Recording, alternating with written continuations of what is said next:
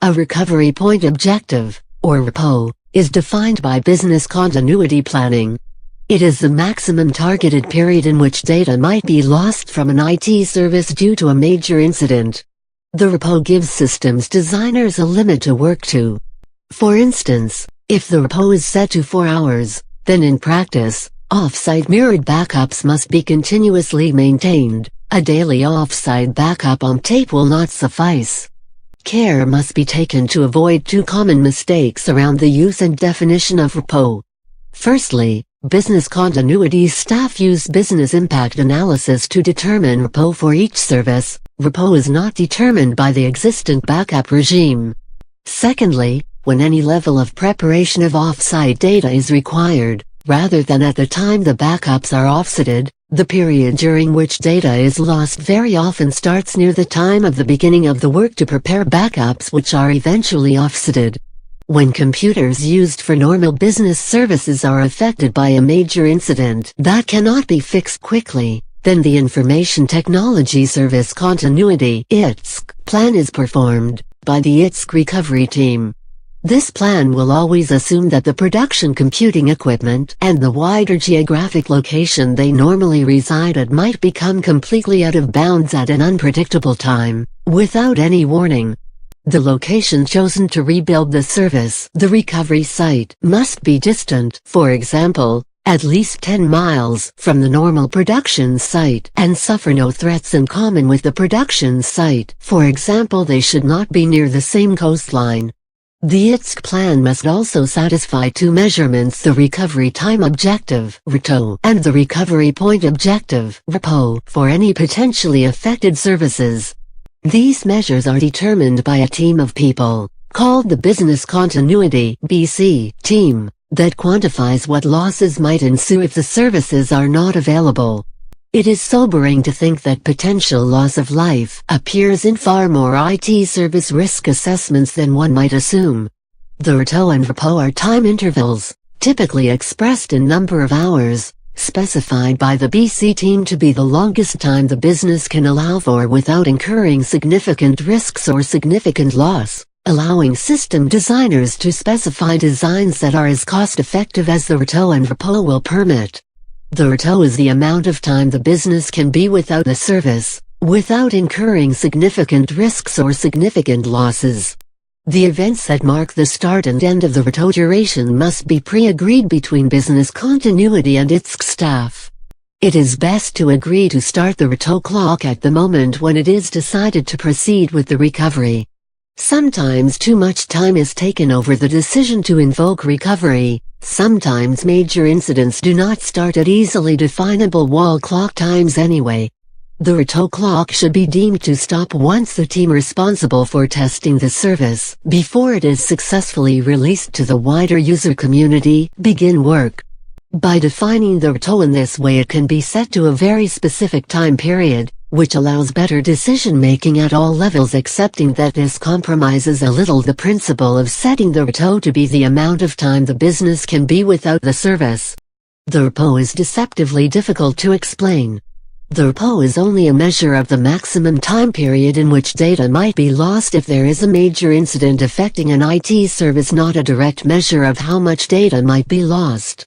BC staff can then more easily take steps to cover this maximum period and make plans to avoid or mitigate any impact of losing data that is entered in a time period as defined in the RPO. Consider a very simple example. A data entry clerk transfers data to an IT service by copy typing from paper forms. If the only consideration is RPO, the clerk needs to keep back enough recent paper forms so that he is certain to be able to retype all of them going back the same amount of time as defined in the RPO. This article does not seek to address the complexities that arise if transactions are completed electronically between organizations, and the home side of such transactions are lost because of a major incident. A data synchronization point is a point in time. It is used to assess the way in which data backups relate to each other. Data backups need to be related to each other correctly when considering the time of day they were made, or their relationship to computer system activity events. A data synchronization point is a point in time when a set of backups exist which, if restored from, can be synchronized to the same point in time. Often this point in time is some hours before the last backup is completed, that is, some hours before the data synchronization point. Backups that have no synchronization points are generally useless. A frequent mistake when setting repo for traditional daily tape offsetted backups is to assume 24 hours for the repo. This mistake is the result of not considering that the repo time begins with the start of the first data backup used in the synchronization point, and must also include time for boxing the tapes. The inevitable contingency time that must be allowed for waiting for courier transport, loading and final escape from site, not always at exactly the same time of day. The repo must be increased by an amount of time equivalent to any such variability. It is also risky to assume that tapes will always be physically intact. The repo should include enough time to use a previous synchronization point. 2. The reto and repo form part of the first specification for any IT service. The reto and the repo have a very significant effect on the design of computer services, and for this reason must be considered in concert with all the other major system design criteria. When assessing the abilities of system designs to meet repo criteria, for practical reasons, the repo capability in a proposed design is tied to the times backups are sent offset. If, for instance, offsetting is on tape and only daily, still quite common, then 49 or better. 73 hours is the best repo the proposed system can deliver, so as to cover for tape hardware problems. Tape failure is still too frequent. One bad tape can write off a whole daily synchronization point. Another example, if a service is to be properly set up to restart from any point, data is capable of synchronization at all times, and offsetting is via synchronous copies to an offset mirror data storage device, then the repo capability of the proposed service is to all intents and purposes midnight. Although it is normal to allow an hour for repo in this circumstance to cover off any unforeseen difficulty. If the reto and repo can be set to be more than 73 hours, then daily backups to tapes or other transportable media, that are then couriered on a daily basis to an offset location, comfortably covers backup needs at a relatively low cost. Recovery can be enacted at a predetermined site. Very often this site will be one belonging to a specialist recovery company who can more cheaply provide serviced floor space and hardware as required in recovery, because it manages the risks to its clients and carefully shares or syndicates hardware between them, according to these risks.